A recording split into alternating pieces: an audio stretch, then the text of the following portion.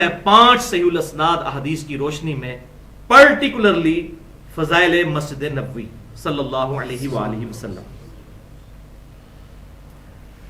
ہاں جی، اب ذرا کڑوی باتیں شروع ہوں گی، لہذا تسلی کے ساتھ اور تحمل کے ساتھ بات سنوں. ویسے تو میری ساری باتیں کڑوی ہوتی ہیں. پہلی حدیث صحیح بخاری اور صحیح مسلم کی متفقن علیہ حدیث ہے. یہ وہی مشہور حدیث جو میں پہلے بیان کر چکا. لا تشد الرحال الا الى 3 مساجد. اپنے اونٹوں کے کجاوے مت کسو مگر صرف 3 مساجد کی طرف. نمبر 1 مسجد حرام، دوسری مسجد اقصی، اور تیسری یہ میری مسجد نبوی. یہ پوری حدیث ہے. آپ صلی اللہ علیہ وسلم نے ارشاد فرمایا. اس سے مراد ہے ایکسٹرا آرڈنری ثواب، یعنی یہ نیت کرنا کہ فلاں جگہ میں جا کر نماز پڑھوں گا تو اس کا ثواب اس سے زیادہ ہے. اس نیت کے ساتھ کہیں پر سفر اختیار نہیں کرنا. ویسے ثواب کی نیت کے ساتھ سفر اختیار کریں، اس میں کوئی حرج نہیں. وہ صحیح مسلم میں حدیث ہے انٹرنیشنل نمبرنگ کے مطابق 6853 کہ آپ صلی اللہ علیہ وسلم نے ارشاد فرمایا جو شخص علم دین حاصل کرنے کے لیے سفر اختیار کرتا ہے اللہ اس کے لیے جنت کا سفر آسان کر دیتا ہے.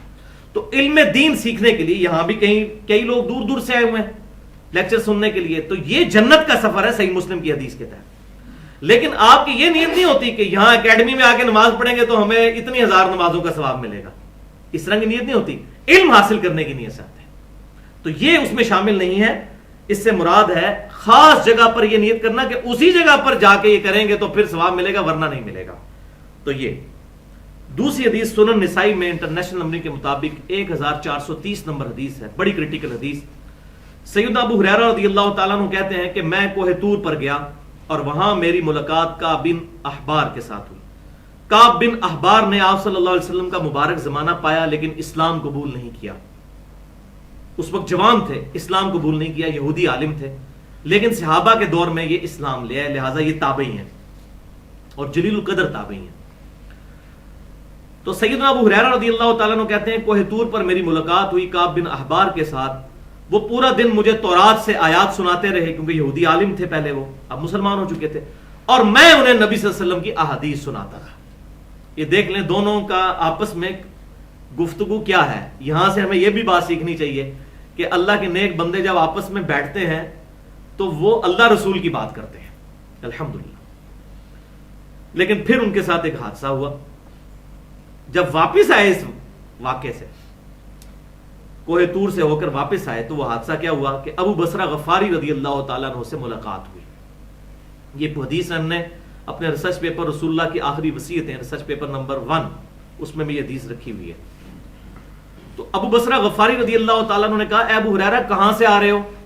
انہوں نے کہا میں کوہ طور پر گیا تھا اور یہ ہوا. تو ابو بصرہ نے فرمایا اللہ اکبر، یہ ہے حمیت نبی صلی اللہ علیہ وسلم کی محبت کی، یہ ہیں وفا کرنے والے لوگ. انہوں نے کہا اے ابو ہریرہ کاش تو کوہ طور پر جانے سے پہلے مجھے مل لیتا تو میں ایک حدیث تجھے ایسی سناتا کہ تو کبھی بھی کوہ طور پر نہ جاتا. کہ میں نے اپنے محبوب صلی اللہ علیہ وسلم سے سنا کہ 3 مساجد کے علاوہ کسی جگہ کا سفر ایکسٹرا آرڈنری ثواب کی نیت کے ساتھ مت کرنا. مسجد الحرام، مسجد اقصی اور مسجد نبوی. یہ بات سنی تو حضرت ابو ہریرہ رضی اللہ تعالیٰ عنہ خاموش ہو گئے. حالانکہ کوہ طور کے نام پر پوری سورت ہے پارہ نمبر 27 میں سورہ طور، اور اللہ نے اس پہاڑ کی قسم یاد فرمائی ہے وَالطُّورِ وَكِتَابٍ مَّسْطُورٍ. اس کے باوجود سیدنا ابو بصرہ غفاری رضی اللہ تعالیٰ عنہ نے کوہ طور پر ثواب کی نیت کے ساتھ جانے کو آپ صلی اللہ علیہ وسلم کی نافرمانی شمار کیا. اللہ. لیکن اب یہاں پر آ گئی ایک ایکسیپشن. اب میں اس حدیث کو بریف کرنے لگا ہوں جو اکثر لوگوں کو بات سمجھ نہیں آئی، جہاں پر میں سمجھتا ہوں کہ امام ابن تیمیہ اور ان کے چند فالورز جو ہیں وہ ٹھوکر کھا گئے. اس حوالے سے میں وہ چیز بھی پوائنٹ آؤٹ کر دوں. جس طرح میں نے امام سبکی اور ان کے فالورز بریلوی اور دیوبندی اور اہل تشیع کا رد کیا، تو اب یہاں پر بھی میں بتاتا ہوں کہ غلطی انہیں کہاں لگی. وہ حدیث ہے صحیح بخاری اور صحیح مسلم کی متفقن علیہ حدیث. بخاری میں 1193 نمبر اور مسلم میں 3390 نمبر. کہ سیدنا ابن عمر رضی اللہ تعالیٰ عنہ کہتے ہیں کہ آپ صلی اللہ علیہ وسلم ہر ہفتے والے دن، ہر ہفتے کو کبھی پیدل اور کبھی سوار ہو کر مسجد قباء تشریف لے جایا کرتے تھے اور وہاں پر جا کر 2 نفل ادا فرمایا کرتے تھے. اور پھر راوی کہتے ہیں کہ خود ابن عمر رضی اللہ تعالیٰ عنہ بھی ہر ہفتے کبھی سوار اور کبھی پیدل مسجد قباء جایا کرتے تھے. بالکل مدینہ شریف کے اندر مسجد نبوی سے کچھ فاصلے پر ہے، 5-7 کلومیٹر کے فاصلے پر، اور وہاں جا کر 2 نفل پڑھا کرتے تھے. اب اس حدیث کی وجہ سے ایکسیپشن آ گئی اس حدیث میں، بلکہ سنن نسائی میں انٹرنیشنل نمبرنگ کے مطابق 700 نمبر حدیث ہے، جس کو شیخ البانی نے بھی صحیح کہا، شیخ زبیر علی زئی صاحب نے بھی صحیح کہا، تمام جو حدیث کے علم کے عالم ہیں اس حدیث کو صحیح کہتے ہیں کہ آپ صلی اللہ علیہ وسلم نے ارشاد فرمایا کہ مسجد قباء میں 2 نفل پڑھنا عمرہ کرنے کے مترادف ہے. عمرہ کرنے کا ثواب ہے مسجد قباء میں 2 نفل پڑھنا. اب مسجد قباء وہ ثلاثت مساجد سے تو الگ ہو گئی، اور اسی حدیث میں آتا ہے بخاری اور مسلم میں کہ آپ سوار ہو کر بھی جاتے تھے، اونٹ کا کجاوا بھی کستے تھے، اونٹ پر سوار ہو کے جاتے تھے اور پیدل بھی جاتے تھے. لہذا اس حدیث کی وجہ سے اس حدیث میں ایک ایکسیپشن آ گئی. ان کے درمیان آپٹیمل سولوشن کیا بنے گا، جس کو ہم فقہ کی ٹرم میں کہتے ہیں تطبیق، کہ 2 بظاہر چیزیں ٹکرا رہی ہوں، ان کے درمیان اصل سولوشن تلاش کیا جائے. تو اس کی تطبیق یہ بنے گی کہ مسجد قباء کی پرٹیکولرلی ایکسیپشن مل گئی کہ مسجد قباء جایا جا سکتا ہے ان 3 مسجدوں کے علاوہ بھی، کیونکہ احادیث سے اس کی دلیل مل گئی. یہ نہیں اس سے ثابت ہوگا کہ فلاں بزرگ کے قبر کے ساتھ جو مسجد ہے ادھر جایا جا سکتا ہے، اس کی ایکسیپشن نہیں. جیسا کہ میں اکثر کہتا ہوں کہ بخاری اور مسلم میں ریاض الجنہ جنتی ٹکڑا تو ڈکلیئر ہوا قبر رسول سے لے کر ممبر رسول تک صلی اللہ علیہ وسلم، لیکن پاکستان میں بہشتی دروازہ انہوں نے خود اپنی طرف سے بنا لیا. تو اس کے بارے میں یہ ریاض الجنہ نہیں ہوگا، اور اس میں میں نے پورا لیکچر بھی دیا ہے. مسئلہ نمبر 43 کے نام سے 2.25 گھنٹے کی گفتگو ہے، وسیلہ اور توسل کے صحیح احکام و مسائل. اس میں نے آپ صلی اللہ علیہ وسلم کے جو تبرکات ہیں ان کو بنیاد بنا کے اپنے بزرگوں کے تبرکات کے ساتھ جو یہ معاملہ کرتے ہیں ان کو میں نے گستاخ رسول ڈکلیئر کیا. اور اسی لیکچر میں نے امام ابن تیمیہ کی جو غلطی ہیں کہ جو انہوں نے ابن عمر کو اپنی کتاب اقتداء صراط مستقیم میں بدعتی کہا کہ وہ رسول اللہ کی جگہوں کو تلاش کر کر کے وہاں پر نماز پڑھتے تھے، معاذ اللہ استغفر اللہ، ان کو بدعتی کہا. میں نے ان کا بھی علمی محاسبہ کیا. تو جو حق بات ہے وہ کرنی ایک مسلمان کی ذمہ داری ہے اور ایک مبلغ کی. لہذا ایکسیپشن ہے مسجد قباء کی. اور دوسری تطبیق یہ ہے کہ مسجد قباء مدینہ شریف کے اندر موجود ہے، اس کے لیے سفر اختیار نہیں کرنا پڑتا. سفر کی ڈیفینیشن تو ہوتی ہے اپنا شہر چھوڑ کر، لہذا وہ مدینہ شریف کے اندر ہے موجود. اس اعتبار سے بھی وہ اس ایکسیپشن میں آ جاتی ہے، وہ 3 مساجد والی حدیث کی. تو یہ جو میں ایکسیپشن کہہ رہا ہوں وہ تو موجود ہے. جیسا کہ ہم نے بخاری اور مسلم کی حدیث سنی کہ آپ صلی اللہ علیہ وسلم نے کوئی بھی کانٹا یا کوئی درخت اکھاڑنے سے مکے اور مدینے کا منع کیا ہے، لیکن ساتھ ہی ارخر گھاس کی ایکسیپشن ہے کہ اس کی اجازت دے دے. تو یہاں بھی مسجد قباء ایک ایکسیپشن موجود ہے، استثناء جسے اردو میں ہم کہتے ہیں. تو ان احادیث کی بنیاد پر جو مسجد قباء کے بارے میں ہے، اپنے بزرگوں کے مزارات کا سفر کرنا یا اس حوالے سے ٹریولنگ کرنا، اس کو بنیاد بنانا یہ غلط ہے. اور پھر بعض لوگ اس درجے غلوب میں گئے کہ انہوں نے کہا وہ 3 مساجد والی حدیث منسوخ ہو گئی ہے مسجد قباء والی حدیث سے. وَلِعَاذُ بِاللَّهِ تعالیٰ منسوخ کیسے ہو گئی ہے؟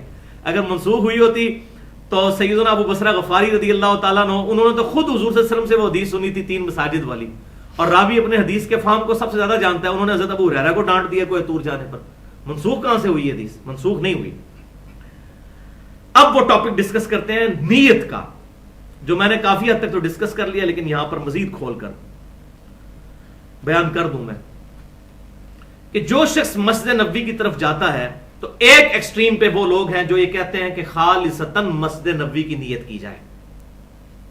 یہ بھی افراد و تفرید کا شکار ہے. اور دوسری ایکسٹریم پہ وہ لوگ ہیں جو کہتے ہیں خالصتاً قبر کی نیت کی جائے، جیسا کہ المہند میں لکھا شیخ خلیل احمد سہارنپوری صاحب نے، دیوبندی عالم ہیں، بریلوی مکتبہ فکر کے لوگ، اسی طریقے سے اہل تشیع. یہ دونوں ایکسٹریمز ہیں. درمیان کا حق راستہ یہ ہے کہ قبر مبارک کی بھی نیت کی جائے اور مسجد نبوی کی بھی نیت کی جائے، بیک وقت 2 نیتیں کی جائیں. اور میں امام ابن تیمیہ کے حوالے سے یہ بات بتا چکا کہ انہوں نے اپنی کتاب جو قبروں پر حاضری والی ہے اس میں کلیئر کٹ لکھ لیا کہ قبر رسول کی حاضری دنیا میں افضل ترین اعمال میں سے ایک عمل ہے، تو یہ خود مان گئے. اور پھر ساتھ انہوں نے وہ بات بھی لکھ دی کہ اگر کوئی شخص قبر کی نیت کرتا ہے اس میں امپلائڈ ہے کہ وہ مسجد نبی کی بھی نیت کیے ہوئے ہے. لیکن آگے چل کے پھر ان سے وہ سخت بات ہو گئی جو میں سمجھتا ہوں ان کو نہیں کرنی چاہیے تھی کہ جی قبر رسول کی خالص نیت کرنا بدعت ہے. یہ نہیں کہنا چاہیے تھا، یہ کہنا چاہیے تھا یہ ثابت نہیں ہے. اصل نیت یہ ہے کہ قبر کی بھی نیت کریں اور مسجد نبوی کی بھی، اور اس کی دلیل وہی ہے جو میں پیش کر چکا الموطا امام مالک میں اور سنن الکبریٰ البہیقی کے اندر اور فضل الصلاۃ علی النبی کے اندر اور المصنف ابن ابی شیبہ، 4 کتابوں میں صحیح سند کے ساتھ یہ اثر موجود ہے. سیدنا ابن عمر رضی اللہ تعالیٰ عنہ کا المصنف ابن ابی شیبہ میں کتاب الجنائز میں باب ہے کہ اگر کوئی شخص قبر رسول پر آئے تو سلام عرض کرے. انٹرنیشنل نمبرنگ کے مطابق 11793 نمبر کہ ابن عمر رضی اللہ تعالیٰ عنہ جب بھی سفر پر جاتے پہلے مسجد نبی میں 2 نفل پڑھتے اور قبر رسول پر حاضر ہو کر السلام علیکہ یا رسول اللہ پڑھتے، پھر سیدنا ابو بکر کی قبر کے سامنے آ کر السلام علیکہ یا ابا بکر، اور پھر اپنے والد کی قبر کے سامنے آ کر السلام علیکہ یا ابتا، اے میرے باپ آپ پر سلامتی ہو. اور جب سفر سے واپس آتے پھر مسجد نبی میں 2 نفل پڑھتے اور پھر قبر رسول پر حاضری دے کر سلام عرض کرتے. یہ چیز امپلائڈ ہے اس کے اندر کہ سفر پر جاتے ہوئے یا آتے ہوئے ان کے دل میں یہ نیت ہوتی تھی کہ میں نے دونوں کام کرنے ہیں، مسجد نبوی میں بھی نماز پڑھنی ہے اور روضہ رسول قبر رسول پر بھی حاضری دینی ہے. اور یہاں پر یہ بھی بات یاد رکھیں، بعض لوگوں نے غلو کرتے ہوئے کہا جی وہ قبر رسول اور چیز ہے اور حجرہ رسول اور چیز ہے. جی جالی شریف کے باہر کھڑے ہوں پھر السلام علیکم یا رسول اللہ نہیں پڑھنا چاہیے. قبر پہ جائیں، ان کو پتا ہے قبر تو کھلنی کو نہیں قیامت تک، کیونکہ وہ تو اندر وہ صرف بڑے بڑے وزراء کو اور بادشاہوں کو لے کر جاتے ہیں. تو میں سمجھتا ہوں یہ بہت بڑی بدبختی ہے اگر کوئی شخص یہ بات کرتا ہے. کیوں؟ یہ لاجیکلی غلط بات ہے. جب ہم قبرستان کے گیٹ کے پاس سے گزرتے ہیں تو ہم نہیں پڑھتے السلام علیکم اہل الدیار من المؤمنین والمسلمین؟ وہ اگلی دفعہ آ جائے گی یہ ڈیٹیل بات. اے مسلمان اور مومنین مردوں اور جو یہاں پر موجود ہیں، السلام علیکم اہل الدیار من المؤمنین والمسلمین وإنا انشاء اللہ بکم للاحقون نسأل اللہ لنا ولکم العافیہ. تم پر سلامتی ہو، ہم بھی مر کر تمہارے تک پہنچنے والے ہیں، ہم اللہ کے حضور اپنے لیے اور تمہارے لیے عافیت کا سوال کرتے ہیں. تو جب قبرستان کی دیوار کے باہر یہ دعا کر رہے ہوتے ہیں تو اب یہ کہیں دیوار کے باہر کر سکتے ہیں، نہیں کر سکتے اندر جا کے کریں گے. چلو جی میں for the sake of argument agree, لیکن آگے کیا کریں گے؟ آگے سلام کیا اس مردے کو ہو رہا ہے جس کی قبر سامنے ہے، یا جو 2 کلومیٹر دور بھی مردہ موجود ہے وہاں سے 2 کلومیٹر دور؟ قبرستان تو 2-3 کلومیٹر ہوتے ہیں، تو کیا اس تک بھی سلام پہنچ رہا ہے؟ تو کہیں گے ہاں جی پہنچ رہا ہے، اللہ تعالیٰ پہنچا رہا ہے. تو بھائی اگر 2 کلومیٹر دور تک پہنچ رہا ہے تو قبر مبارک کے سامنے اگر جالی ہے اور جالی کے باہر وہ انہوں نے اپنی مینجمنٹ کی وجہ سے کہ لوگ بے حرمتی نہ کریں قبر کی، تو جالی کے پاس سے جو گزرتا ہے قبر رسول کے سامنے اس کو پڑھنا چاہیے السلام علیکم یا رسول اللہ. کیوں نہیں پڑھنا چاہیے؟ کیوں امت کو اس فضیلت سے محروم کرتے ہیں؟ لہذا میں تو سخت اس معاملے میں ان لوگوں کو سمجھتا ہوں خطا پر جنہوں نے یہ ایسا نظریہ اڈاپٹ کیا. تیسری حدیث، تھرڈ لاسٹ حدیث، صحیح بخاری اور مسلم کی متفق علیہ حدیث ہے. بخاری میں 1190 اور صحیح مسلم میں 3374 کہ آپ صلی اللہ علیہ وسلم نے ارشاد فرمایا میری اس مسجد نبوی میں نماز پڑھنا باقی تمام مسجدوں میں 1000 نمازیں پڑھنے سے افضل ہے، 1000 گنا زیادہ ثواب ہے، سوائے مسجد الحرام کے، وہاں پر ثواب زیادہ ہے. اور وہ حدیث اسی کا ایک طرق مسند امام احمد میں صحیح سند کے ساتھ ہے 15306، جس میں یہی حدیث بخاری اور مسلم والی ہے اور آگے الفاظ ہیں کہ مسجد نبوی میں تو 1000 کا ثواب، اور آگے ہے کہ مسجد الحرام میں 1,00,000 نمازوں کا ثواب ہے. اب یہ جو حدیث مشہور ہے کہ 50,000 مسجد نبوی میں 25,000 مسجد اقصی میں، مجھے ایسی کوئی روایت کسی مین سٹریم کی کتاب میں نہیں ملی. اور یہاں یہ بھی بات یاد رکھیں کہ یہ 1,00,000 نمازیں یا 1,000 نمازیں پڑھنے سے نمازیں فارغ نہیں ہو جائیں گی. لوگ حج عمرے کے لیے جاتے ہیں، کہتے ہیں جی میں تو اتنے دن وہاں رہا ہوں تو 1,00,000 سے ضرب دے تو اتنی تو میری پوری زندگی کی نمازیں فارغ ہوگی. تو اس طرح نہیں ہوگا. وہ ثواب ہے، فرضیت الگ. ثواب تو کئی اعمال کے اوپر، حج کا ثواب ہے، عمرے کا ثواب ہے، ٹھیک ہے، لیکن حج اور عمرہ ساقط نہیں ہو جائیں گے اس طرح کے ثواب حاصل کرنے سے. اور 40 نمازوں والی حدیث میں پہلے ہی بتا چکا جو مسجد نبوی کے بارے میں ہے، مسند امام احمد میں انٹرنیشنل نمبرنگ کے مطابق 12605، اس میں نبیت بن عمر ایک راوی ہے، تابعی، وہ مجہول ان نون ہے، اس کا کوئی پتہ نہیں کہ وہ کون ہے، لہذا وہ روایت صحیح سند کے ساتھ ثابت ہی نہیں ہے. لیکن یہ روایتیں بخاری اور مسلم کی جو میں نے بیان کی کہ 1000 نمازوں کا ثواب، یہ بہت بڑی سعادت ہے اور اسے حاصل کرنا چاہیے الحمدللہ۔ سیکنڈ لاسٹ حدیث صحیح بخاری اور صحیح مسلم کی متفق علیہ حدیث کہ آپ صلی اللہ علیہ وسلم نے فرمایا میرے گھر سے لے کر میرے ممبر تک جنت کے ٹکڑوں میں سے ایک ٹکڑا ہے، اور میرا جو ممبر ہے یہ حوض کوثر پر لگا ہوا ہے۔ اور اس حدیث میں امام بخاری رحمۃ اللہ علیہ نے اپنا عقیدہ اس کے اوپر لکھ دیا۔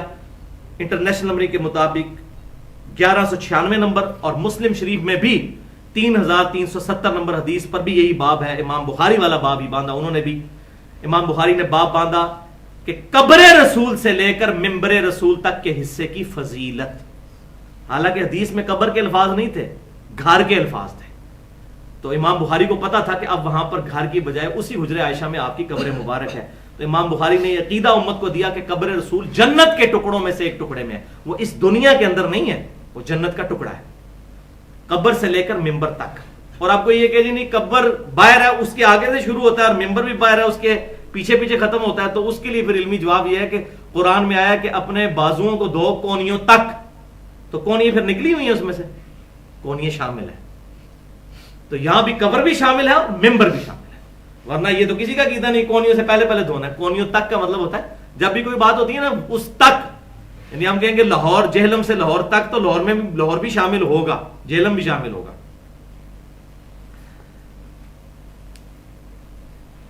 تو یہ چوتھی حدیث، اور یہ ریاض الجنہ جو ہے، میں ابھی انشاءاللہ اینڈ میں تقریباً 8 سے 10 منٹ میں پورا تعارف بھی کروا دیتا ہوں۔ ریاض الجنہ پہ الگ سے انہوں نے وائٹ کلر کا کارپیٹ ڈالا ہوا ہے، باقی مسجد نبوی میں ریڈ کلر کا ہے، تاکہ پتہ چل جائے کہ یہ وہ ریاض الجنہ جنتی ٹکڑا ہے۔